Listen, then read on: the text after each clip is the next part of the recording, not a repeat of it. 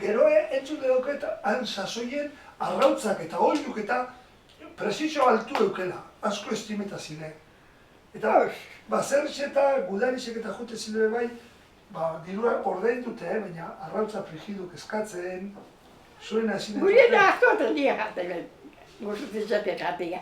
Eta zazien hiru lau, bero borzo bai, inoz, hogeizo biloan. Eta zazien da, ipini ahtuaz, erozien da ahtuaz, sobakeia janarek, edazto. Arrautzak ezaben eskatzen. Arratzak ez, sekula. Gehiago ez nia ahtuarekin.